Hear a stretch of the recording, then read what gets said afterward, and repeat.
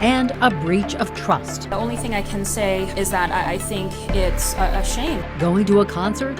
Have those vaccine cards ready. More Colorado venues are implementing vaccination requirements. And a Colorado family in need of help as their 3-year-old waits for a new heart. What I want to see for him is just a normal, happy life.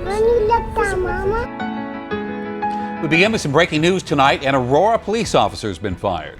This comes after another officer she was with was seen on video beating an unarmed man last month. Former officer Francine Martinez is facing misdemeanor charges for failing to do anything to stop the beating or to report the use of force. Former officer John Howard is the one actually seen beating the suspect, Kyle Vincent, on video. He resigned last month and is being charged with second-degree assault, felony menacing, and first-degree official misconduct. Another twist and turn in the Mesa County elections probe. Colorado Secretary of State acknowledges the security breach and is taking action. Good evening, everybody. I'm Shannon Ogden. Glad you're joining us. I'm Ann Trujillo. This breach did happen May of 2021 and had no impact on any election, but we want to dig deeper into what happened in Mesa County, what the evidence shows, and what this means for future elections. Denver7's Jason Grinauer has tonight's top story. 41 pieces of voting equipment, including computers and scanners, must now be replaced by Mesa County after the Secretary of State says the local clerk and recorder knowingly and intentionally took part in a breach of election security.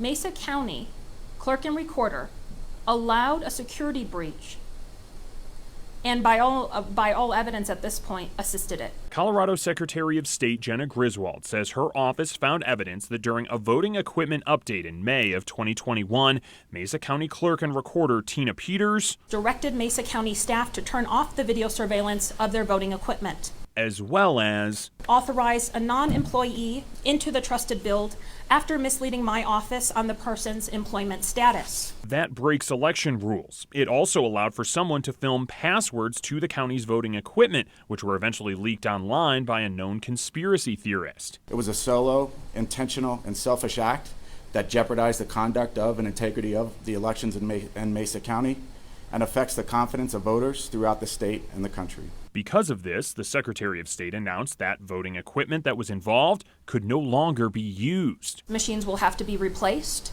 or Mesa County will have to do a hand count. Denver7 has reached out to the clerk and recorder, Tina Peters, multiple times to no avail. She also isn't talking to the Secretary of State's office. The county clerk has not communicated at all with us. It's a shame. I think it's just really horrible for the state of Colorado to have an elected elections official knowingly allow a breach of security and also spread disinformation. There is also a separate criminal investigation going on into this security breach. At this morning's news conference, officials fell short of calling for Peters' resignation.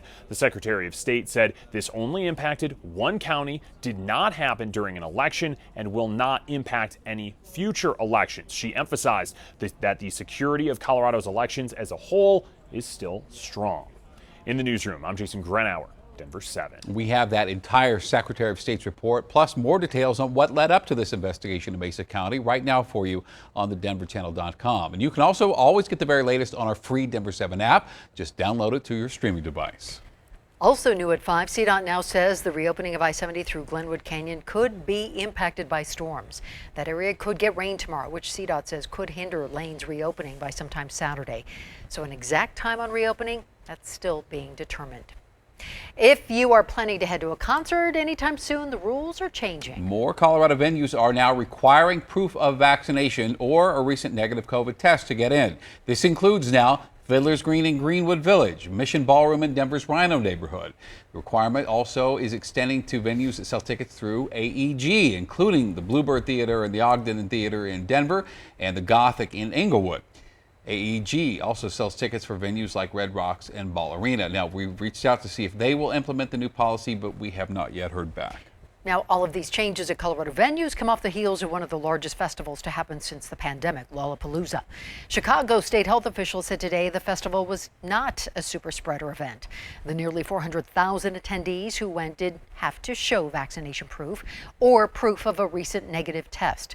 And since the festival ended 2 weekends ago, just over 200 people have tested positive for COVID-19. So in total, we estimate that among vaccinated Lollapalooza attendees, 0.004% were diagnosed with COVID. That's 4 in 10,000 vaccinated attendees. Chicago health officials added that there have been no hospitalizations or deaths linked to Lollapalooza. And more Colorado hospitals are instituting these vaccine mandates. Today, Children's Hospital, SCL Health, and Boulder Community Health announced vaccination requirements. Now, Children's goes in place on October 1st. Boulder Community Health and SCL's, that will start November 1st. And today, the White House addressed fake vaccine cards and reemphasized that's a violation of federal law to forge a card. And if caught, you will be fined, and you could be sentenced to up to 5 years in prison. We are aware of some cases of fraud or counterfeit COVID-19 cards being advertised on social media sites and e-commerce platforms. While the practice is not widespread, I will remind everyone that it's a crime. The White House added there will be no federal vaccine database. The data should be handled at the state and local levels. Alarming numbers from Douglas County. It's been just under a week since Douglas County students went back to school. Already, more than 50 staffers and students have tested positive for COVID-19. Also, taking a closer look at the numbers tonight, 48 of those positive tests are from students. The positive tests cover 25 different schools, with the majority of them high schoolers. The highest case count is from Douglas County High School, with 7 positive tests. Douglas County is one of the largest Colorado school districts that is not requiring masks indoors for students. Masks are only recommended regardless of vaccination status. Same goes for Aurora Public Schools, which just started today. Now, but the governor still is leaving it up to school districts to determine mask policy, even as we see more children are getting sick and even ending up in the hospital.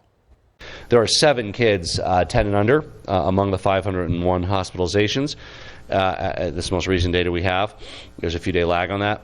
And there are 10 kids that are 11 and 19. Governor Polis says the majority of hospitalizations, though, remain people in their 70s and 80s. He also said the state is not in jeopardy of overwhelming hospital capacity.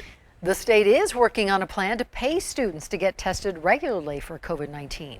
Denver7's Nicole Brady first broke the news this morning that the incentive would be between $5 to $25 if a student takes a test. The money would come from the federal government, but Governor Polis says exact details are still being worked out. Well, standardized testing scores are falling to new lows across the board in Colorado. State education leaders say new data released today proves just how big an impact the pandemic and remote learning had on Colorado students. And we're going to take a closer look at what grades and subjects are underperforming. You can watch that in-depth report tonight on Denver7 News at 6. At just 3 years old, a little boy with a heart of gold needs a new one. Walker White already had 2 surgeries to get him where he is now, and his parents had to quit their jobs in New Mexico to move to Aurora while they wait for the call. Denver7's Gary Bro tells us it's taking a toll on the family, not just emotionally, but also financially. Children across Colorado are wearing backpacks this week for their first day of school. There are no books in Walker White's backpack. Inside is something the 3-year-old cannot live without. The backpack is mill renowned. To help this little boy pump blood into his body. So he has a PICC line, and it's a line that goes straight from his arm all the way into his heart. It'll go down right to there. Walker was born with hypoplastic left heart syndrome. About 8% of kids with congenital heart defect suffer from it. The left ventricle of the heart is underdeveloped. So his is 1/6 the size that ours is. Less than a week into his life, Walker had heart surgery. Another only months later. The stickers on his head are where the oxygen tubes go at night. Until only 2 weeks ago, Walker needed help breathing all day. It's sad. It is sad for me. I mean, we've gotten so used to it. A lot of times I don't see the stickers anymore because he's had them for so long. His condition means Walker isn't able to do a lot children his age can. We took him to the park last week for the first time and actually got to see our 3-year-old go down a slide without getting tangled. Got to see him play on a swing for the first time. And at 3.5, I mean, it's wonderful, it's happy, but it makes you take a step back as a parent and go, he's missed out on so much. In fact, this was the first time Walker was able to go down the steps without the help from Mom. Walker and his family have taken a lot of big steps lately. At the end of last year, Kristen Brown and Doug White were told their son would need a heart transplant and that they would need to move from Albuquerque to Aurora immediately. By March, Walker's parents quit their jobs and moved to Colorado and now wait for their son's number to be called. The thought of a heart transplant is I mean, I don't even know how to put those feelings into words, because it's, how do you let, somebody else has to lose their child so mine can survive. The family moved into Brent's Place, a long-term home for children and families with life-threatening illnesses. It's a true blessing, since up until a couple of weeks ago, the family was without an income for months, burning through their entire life savings. From day one, we're going to fight like heck for our child. But their one income is just barely enough to cover the basic needs. We still have car payments, we still have insurance, we still have phone bills, clothes. I mean, he's growing like a weed. I've had to buy him 2 pairs of shoes just this summer. It could be nearly another year before Walker receives his heart transplant. It will give him a normal childhood. It will give him, he won't have to have the backpack. They know their little guy will have to handle some hardships along the way, but Mom knows her baby boy can handle it. He's the strongest of us all. In Aurora, I'm Gary Brode. How do you do Walker Strong? Walker Strong. Denver7. A cutie. And you can help Walker and his family right now through our Denver7 Gives Fund. Just head to the denverchannel.com/gives, and then in the drop-down menu, select Help Walker White. We do all breeds, all ages, you name it, of both cats and dogs. It's been her dream since high school, and now it's becoming a reality. A new shelter is opening in Colorado, thanks to donations from the community. When we grow, we can save more lives, and that's the biggest part of it for us. Plus a victory for Britney Spears and the Free Britney movement. And feel like that gallon of milk is costing you more? You are not alone. It wasn't as hot today, and the air quality is about to improve.